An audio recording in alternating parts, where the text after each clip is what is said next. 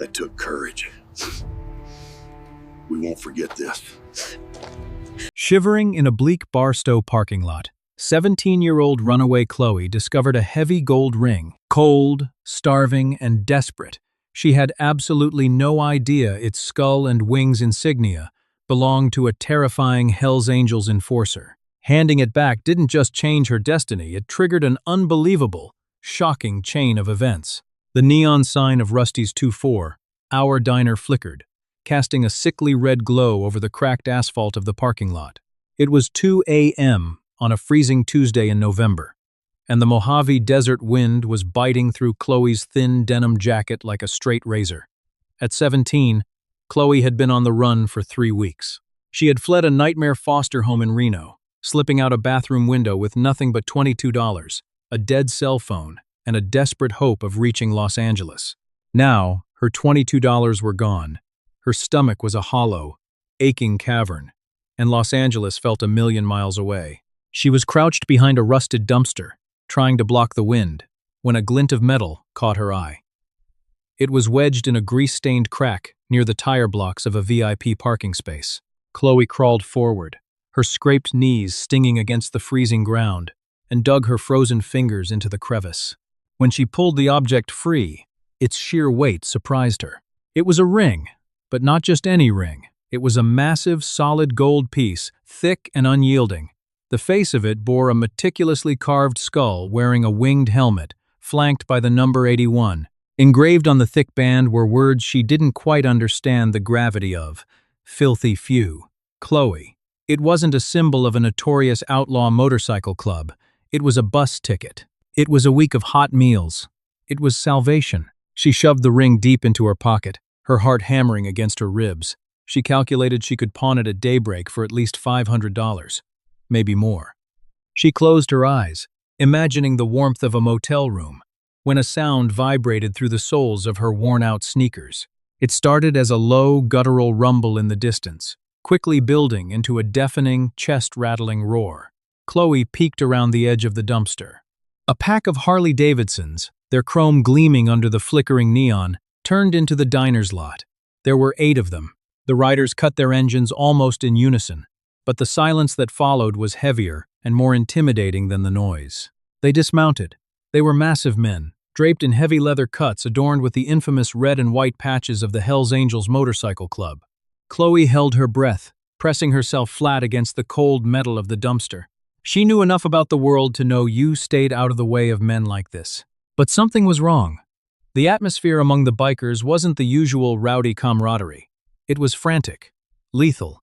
The largest of the group, a towering man with a thick, graying beard and a scar slicing through his left eyebrow, was pacing the asphalt like a caged tiger. The patch over his heart read, Sergeant at Arms. His name was Silas Grip Henderson, and he was currently tearing his saddlebags apart, throwing tools and leather gloves onto the ground with violent, jerky movements. "It's not here, Dutch," Silas snarled, his voice a gravelly boom that echoed across the empty lot. "I'm telling you, it's gone."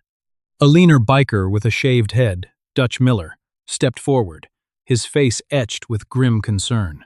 "Silas, you know what happens. You know what that ring means. If the charter finds out you lost a filthy few ring, brother, they'll pull your patch. Or worse. In the Hells Angels, certain rings and patches are earned through blood, unwavering loyalty, and acts that are never spoken of outside the clubhouse walls. Losing such an item isn't just careless. It is a profound disrespect to the club.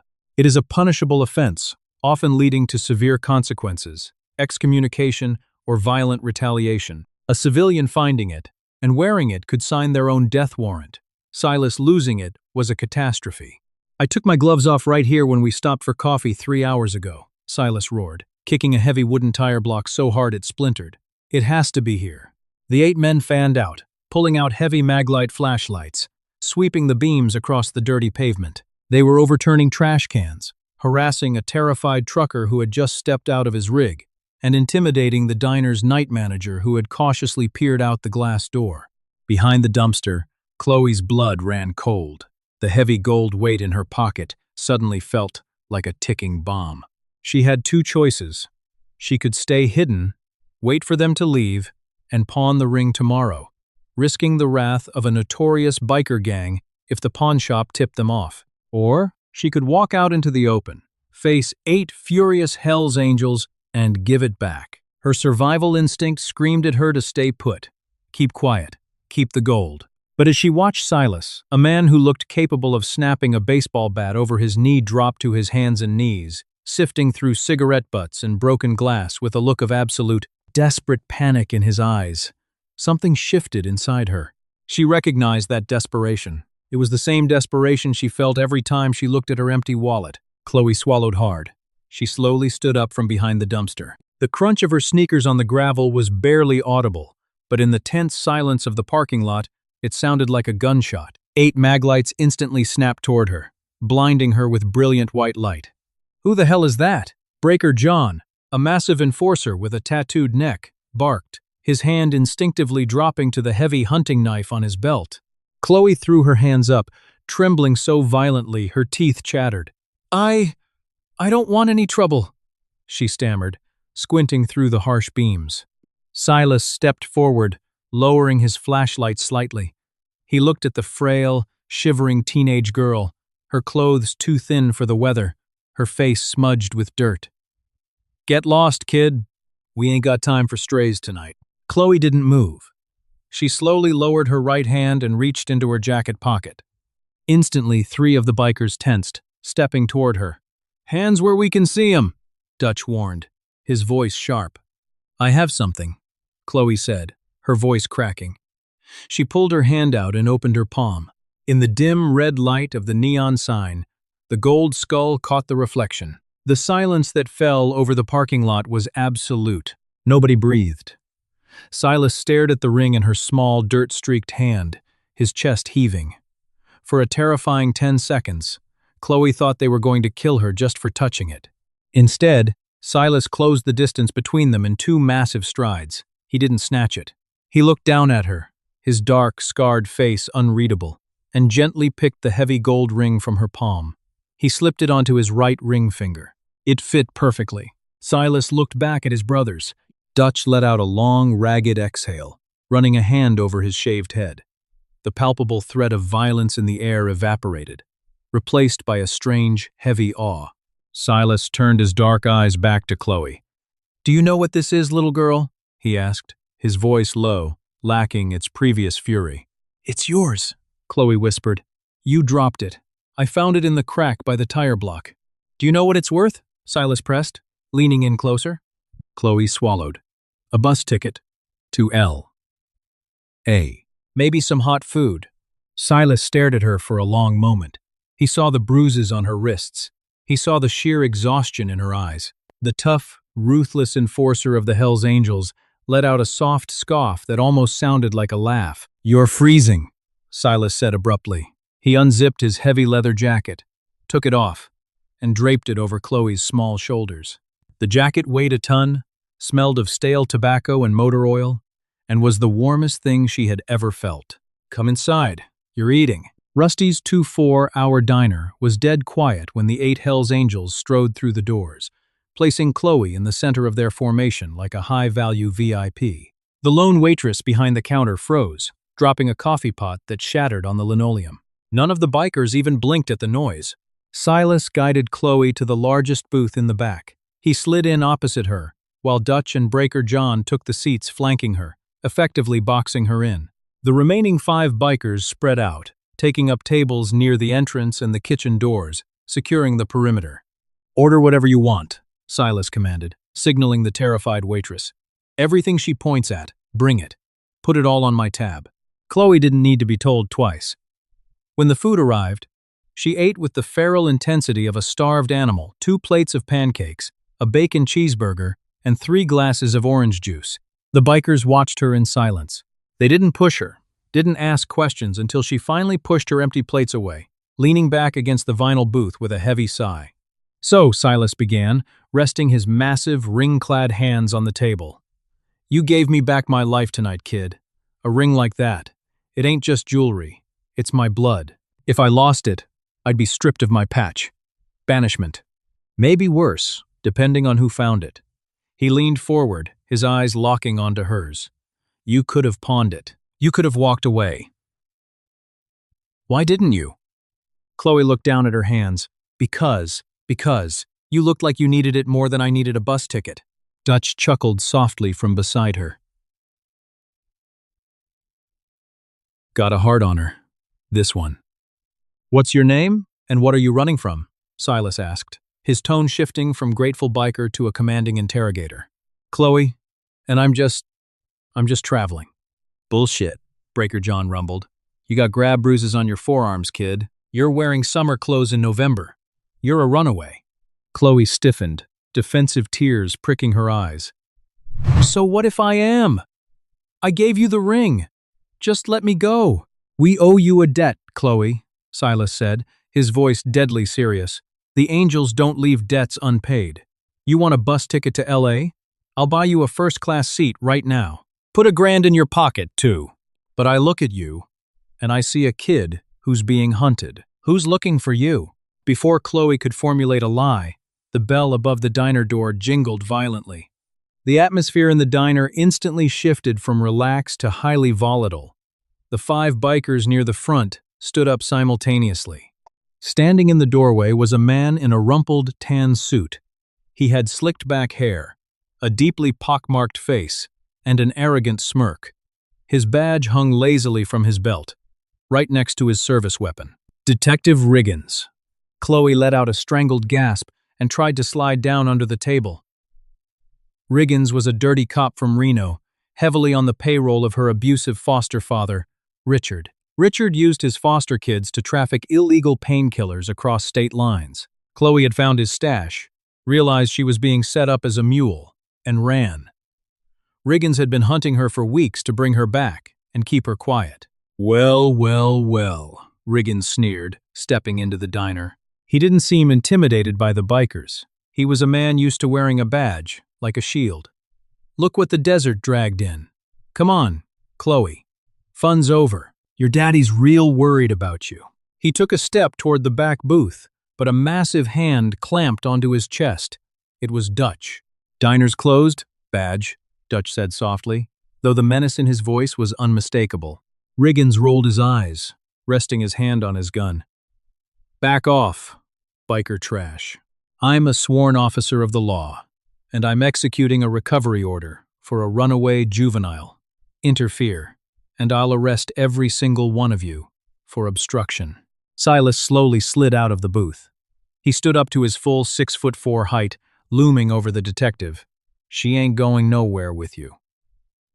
"She's a minor, Henderson," Riggins spat, recognizing the sergeant at arms. "And she's a fugitive. You really want to risk your club's charter over a stray kid? My backup is 2 miles away.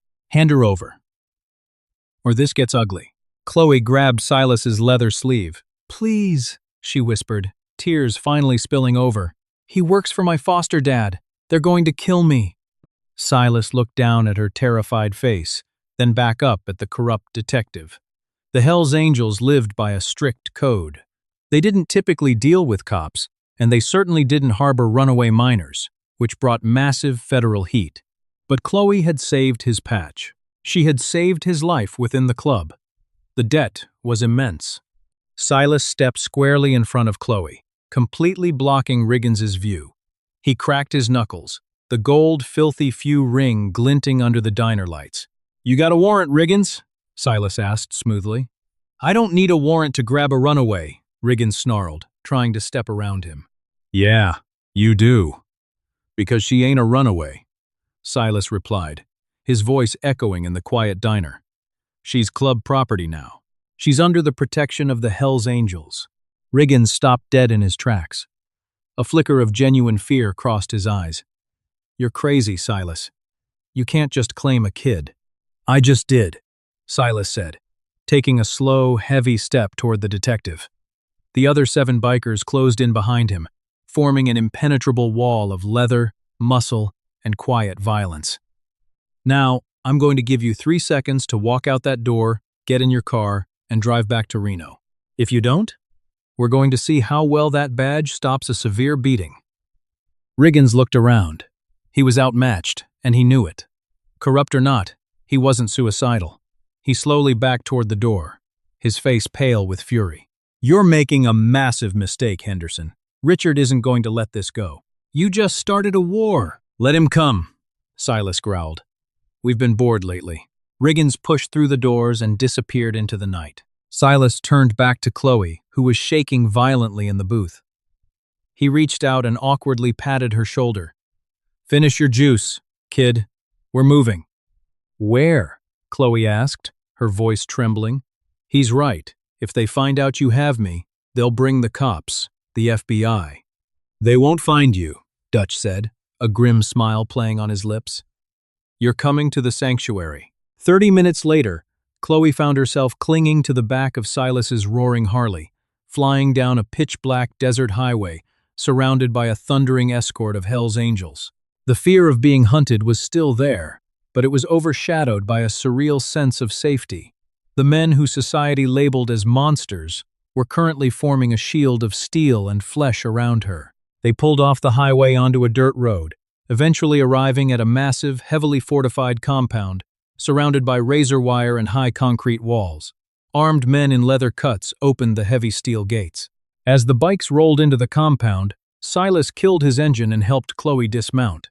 The clubhouse was intimidating, loud music, heavy drinking, and a sea of tough, dangerous-looking people. Chloe shrank back, suddenly realizing the gravity of where she was. Silas put a heavy hand on her shoulder, guiding her through the crowd. Men parted for him instantly. He led her down a hallway to a spare, clean room with a bed and a locked door. "This is your room," Silas said. "Nobody comes in here but you. You're safe here, Chloe. I swear it on the ring." Chloe looked up at the scarred biker. "Why are you doing this? I just gave you a ring." "You gave me my honor back," Silas said quietly. "And out here, honor is all we got. Get some sleep." As Silas locked the door behind him, leaving Chloe in the quiet safety of the compound, he walked into the main hall. Dutch was waiting for him, his face grave. "Silas," Dutch said, his voice low so the others wouldn't hear. "I just got off the phone with our contact in Reno. That cop, Riggins, he wasn't just working for her foster dad." Silas frowned. "Then who?"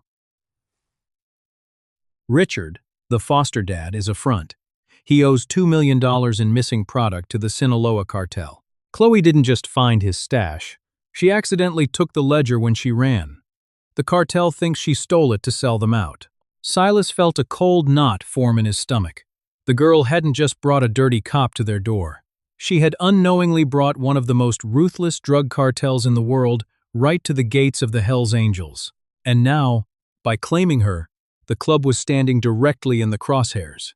The heavy steel door to Chloe's room swung open before the sun even crested the Mojave horizon. Silas stood in the frame, casting a long, imposing shadow. Beside him was a man Chloe hadn't seen yet, an older, broad-shouldered biker with a gray ponytail, piercing blue eyes, and a patch that read, "President." This was Garrett, known to everyone in the Barstow Charter as Iron. Iron didn't look angry, but his presence sucked the oxygen right out of the tiny room. "Empty your bag, Chloe," Silas said, his voice unusually strained. "Right now, on the bed." Trembling, Chloe reached for her frayed canvas backpack. She unzipped it and dumped her meager possessions onto the military-style blanket. A spare pair of socks, a toothbrush, a crushed box of granola bars, and a small, cracked leather notebook tightly bound with a rubber band. Iron stepped forward, his heavy boots thudding against the concrete floor. He didn't touch the clothes or the food. He reached straight for the notebook, snapping the rubber band off with a flick of his scarred thumb. He flipped through the pages, his jaw muscles clenching tighter with every passing second. The pages were filled with columns of numbers, dates, and names, all written in a frantic, cramped scrawl. "Jesus Christ," Iron muttered, slamming the book shut. He looked at Silas, the color draining from his weathered face. Dutch wasn't exaggerating. "It's all here. Delivery routes, payoffs, drop coordinates, offshore account routing numbers. This isn't just a ledger. It's the entire distribution map for the Sinaloa cartel's Pacific Northwest operation." Chloe shrank back against the headboard, pulling her knees to her chest. "I didn't know," she whispered, her voice shaking. "I swear, I thought it was just Richard's diary." I thought it proved he was stealing the state foster care money. I took it so I could give it to the police, to prove he was a monster. The police won't touch this, kid, Iron said grimly. Not without a federal task force. And half the cops in Reno, like your friend Detective Riggins, are on the payroll to make sure this book never sees the inside of a precinct. Iron turned his gaze to Silas. The tension between the two club officers was thick enough to cut with a combat knife. Silas, we are a motorcycle club. We run our own business. We protect our own, and we do not go to war with the Mexican cartels.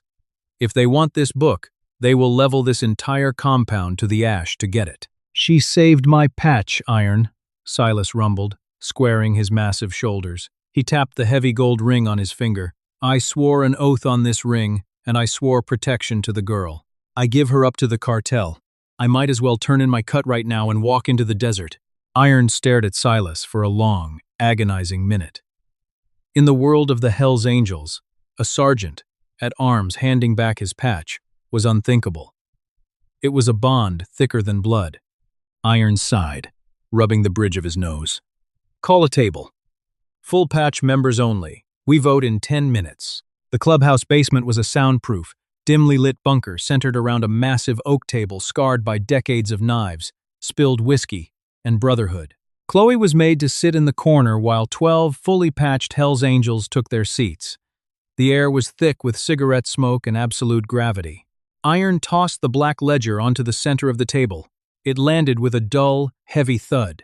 The girl brought a bomb into our house, Iron began, his voice commanding the absolute attention of the room. He explained the situation. Richard, the fake foster dad, the missing $2 million in product, and the cartel's belief that Chloe was a thief who needed to be silenced. They don't know she's here yet, Breaker John pointed out, crossing his heavily tattooed arms. We kick her out, she goes on her way. Not our circus, not our monkeys. Riggins knows she's with us. Dutch countered from the other side of the table. Riggins reports to Richard. Richard reports to the cartel. They know. It's just a matter of time before they show up at our gates. Silas stood up, planting his hands firmly on the oak table. He looked at each of his brothers in the eye. I lost the filthy few ring in Barstow, a mistake that should have cost me everything. A murmur of shock rippled through the table. Few had known the exact details of the previous night. This girl found it. She was freezing, starving, and broke. She could have pawned it and disappeared, but she walked straight into a pack of us and handed it back. She protected our club's honor when she didn't have to. Silas pointed a thick, calloused finger at the ledger. She didn't know what that book was. She's a victim of a system that chewed her up. The cartel will skin her alive, and Riggins will hold the bucket. I say, we make a stand. I say nobody touches the girl. The room descended into a fierce, shouting debate. Some argued it was suicide. Others argued that the Hells Angels bowed to no one, especially not foreign syndicates.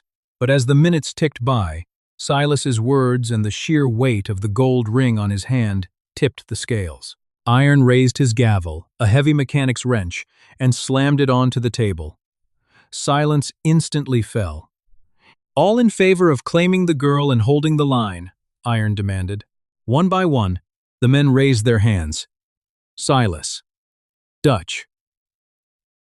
Even Breaker John, grumbling under his breath, raised a massive fist. Unanimous. Iron nodded slowly. He looked over to the corner where Chloe sat trembling, tears streaming down her dirty cheeks. Welcome to the Barstow Charter, kid, Iron said softly. Now, somebody get her a gun and show her how to use it. We're going to war. The assault didn't come with a roaring army. It came with the chilling, calculated silence of professionals. It was 72 hours after the vote. The desert heat was suffocating, baking the concrete walls of the compound. Chloe was in the basement safe room, her hands clamped tightly over her ears, a loaded 9mm Glock resting heavy on her lap. Dutch had spent hours showing her how to chamber a round, strictly forbidding her to leave the bunker. Upstairs, the compound was a fortress. The Hells Angels had called in favors. 30 heavily armed bikers manned the rooftops, the perimeter walls, and the reinforced steel gates. They were dug in, rifles sighted, waiting for the storm. At exactly 2 p.m., A convoy of 4 jet-black armored SUVs rolled down the dusty dirt road, kicking up a massive plume of blinding brown dust. They parked 50 yards from the main gate, keeping their distance from the bikers' high ground advantage. The doors opened, and a dozen men in tactical gear stepped out, holding assault rifles at the low ready. Finally, from the lead SUV, a man emerged wearing a crisp, tailored gray suit that looked utterly out of place in the Mojave.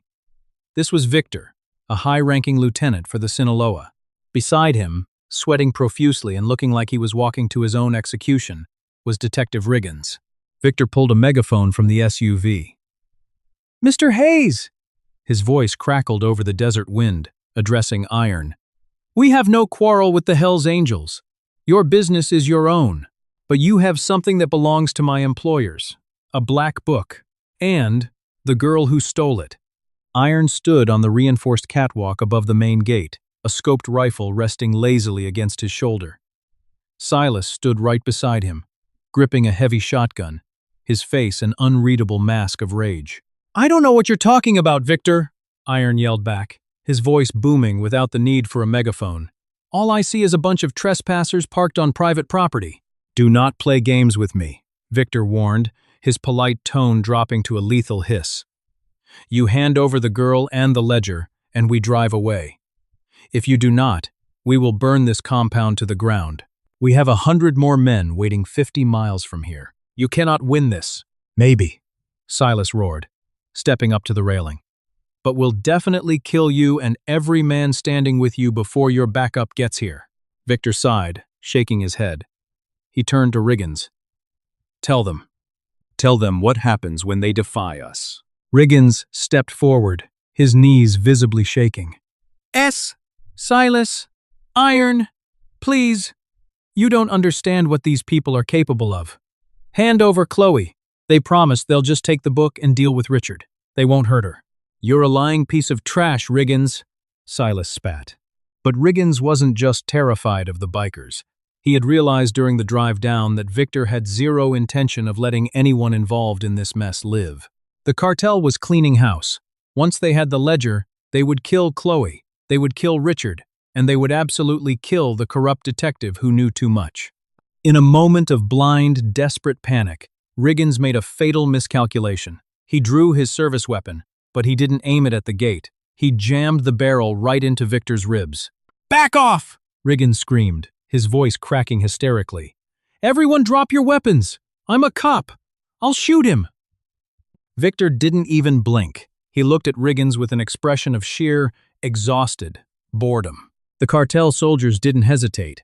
Before Riggins could even pull the trigger, 3 suppressed shots coughed from the cartel line. Riggins's chest exploded in a mist of red, and he collapsed into the desert dirt, dead before he hit the ground. Victor calmly brushed a speck of blood off his suit jacket. "Well?" He called up to the gate, stepping over the detective's body. "That takes care of our mutual annoyance. Now, about the girl." "Light 'em up!" Iron roared. The compound erupted. Deafening gunfire tore through the desert air as 30 Hells Angels opened fire from the walls. Dirt, glass, and metal shredded as the cartel soldiers scrambled for cover behind the armored SUVs, returning fire with heavy, rhythmic bursts from their automatic rifles. Inside the basement, Chloe screamed, clutching the Glock as the ceiling shook, dust raining down on her. The noise was apocalyptic. A relentless, terrifying thunder of violence, centered entirely around her. Outside, Silas was a force of nature. He moved along the catwalk, pumping rounds from his shotgun, his face an immovable mask of determination. Below, a cartel soldier tried to sprint toward the compound's weak side gate with a breaching charge. Breaker John, positioned in a sniper's nest, dropped him with a single, precise shot. The firefight was intense, but short-lived. The cartel had superior firepower, but the Angels had fortified high ground and a terrifying disregard for their own safety. 2 bikers took grazing hits, but the cartel took heavy casualties. 4 of Victor's men were down in the dirt, unmoving. Realizing they were sitting ducks in a kill box, Victor made a frantic hand signal. The remaining soldiers dragged their wounded into the SUVs. Tires spun violently in the dirt, kicking up an impenetrable dust screen as the vehicles threw themselves into reverse and tore back down the road, retreating from the compound. The sudden silence that fell over the desert was just as deafening as the gunfire. Silas lowered his shotgun, his chest heaving, the barrel smoking. He looked over at Iron. "They're gone," Silas panted. "For now," Iron said, his blue eyes dark with worry. Victor was right about one thing. They have an army. "We just kicked the hornet's nest, Silas. They'll come back tonight with heavy artillery, and they won't ask to talk." Silas looked down at the gold filthy few ring on his hand. He had promised to protect Chloe, but a shootout against an endless wave of cartel soldiers would end with all of them dead. They needed a trump card. "Iron," Silas said slowly. "We don't need to fight their army. We just need to give their boss something he wants more than revenge." Deep in the heart of the clubhouse, Iron sat at the oak table, the black ledger open in front of him. Dutch had managed to cross-reference some of the routing numbers in the book with a dark web broker the club occasionally used. They bypassed Victor entirely and got a direct encrypted phone line to a cartel shot caller in Culiacan. The phone rang 3 times before a smooth, heavily accented voice answered. "Speak. You lost 4 men and a dirty cop at my gates today," Iron said, his voice cold as ice. "I'm the president of the Barstow Hells Angels. I'm holding a black book that belongs to you." A pause on the line. "I am listening." "Here is the deal," Iron stated, laying out the ultimatum with flawless precision. "You want this ledger back before I mail it directly to the DEA director in Washington, exposing your entire Northwest network. I will give it to you. But in exchange, the girl's debt is wiped clean, permanently. And Richard, the rat who started all this, is yours to deal with. If you ever send a man within 100 miles of my charter or the girl again, the DEA gets copies I've already made."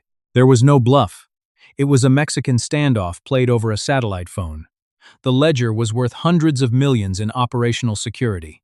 Chloe, to the cartel, was just a loose end. "Where?" the voice finally asked. "The dry lake bed at El Mirage. Tomorrow, high noon. Send Victor alone." The next day, the desert sun beat down mercilessly on the cracked white expanse of the El Mirage dry lake. The heat distorted the horizon, making the approaching black SUV look like a mirage itself. Silas, Iron, and Dutch stood by their motorcycles. Silas held a heavy manila envelope containing the ledger. Chloe was not with them. She was locked safely back at the compound, waiting to see if she would live to see the sunset. The SUV stopped 50 feet away. Victor stepped out. His expensive suit was wrinkled, and his left arm was in a sling, a parting gift from Breaker John's rifle the day before. He looked tired, stripped of his previous arrogance. He walked forward slowly.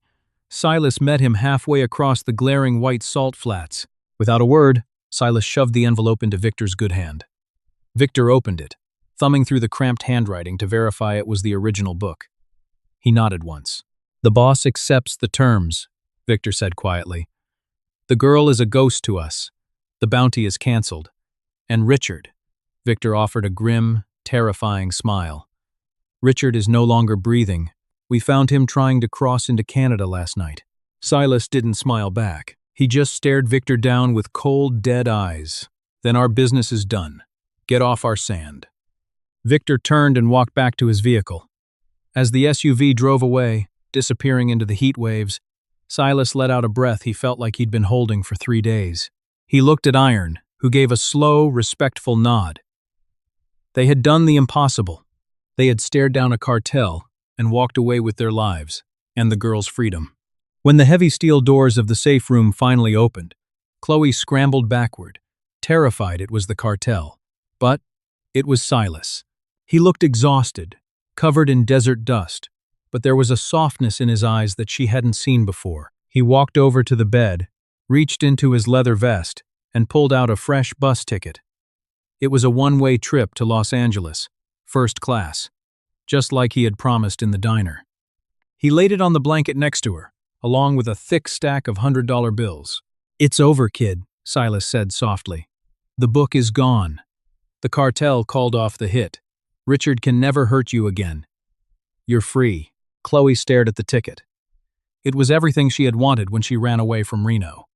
It was her escape, her future. But as she looked at the bus ticket, and then up at the scarred, massive biker, who had literally waged a war to protect her, Los Angeles suddenly felt very empty. "Do I have to go?" Chloe whispered, her voice cracking. Silas paused. He looked down at the heavy gold ring on his hand, the ring that had started this entire chaotic, blood-soaked journey. He realized that the debt he felt wasn't just about the jewelry anymore. This scrappy, brave runaway had reminded him what it actually meant to be a protector, what the Brotherhood's strength was truly meant for. Silas reached down, picked up the bus ticket, and slowly tore it in half. "No," Silas said, a genuine, warm smile finally breaking through his scarred face. "You don't. We need someone to help Dutch keep the clubhouse books organized anyway, and my bike needs washing." Tears streamed down Chloe's face as she launched herself forward, wrapping her arms tightly around the giant biker's waist. Silas awkwardly patted her back, looking over her shoulder as Iron and the rest of the patched members walked into the basement, grinning at the sight. The runaway hadn't just found a lost piece of jewelry in a Barstow parking lot. She had found a family. If you were shocked by how a desperate act of kindness turned a ruthless biker gang into her ultimate protectors, smash that like button. Share this insane survival story with your friends to show that heroes come in unexpected forms. Don't forget to subscribe to our channel and hit the notification bell for more jaw-dropping real-life stories every single week. Stay safe and see you next time. Hi, my name is Dominant Flame Escrow, the owner and manager of Dominant Flame Escrow. After watching the video, Runaway Teen Returned a lost Hell's Angel ring without knowing its value, what they did will shock you. I'd really like to know what you think. How did this story make you feel? What stayed with me most was how one honest decision ended up changing everything. The teen could have easily kept the ring or ignored it completely, especially while dealing with their own struggles, but instead chose to do the right thing without expecting anything back. I think that's what gave the story its emotional impact. Sometimes, character shows itself most clearly during difficult moments, when nobody would blame you for choosing the easier path. Do you think the bikers were more moved by the value of the ring or by the honesty behind returning it? And have you ever had a moment where a small decision unexpectedly changed the way people saw you? Stories like this remind us that integrity and kindness can create connections in places we never expect. If this story connected with you or gave you something to think about, I'd really love to hear your thoughts in the comments. And if you enjoy biker stories filled with loyalty, emotion, and unexpected twists, feel free to like and subscribe only if you'd like to see more.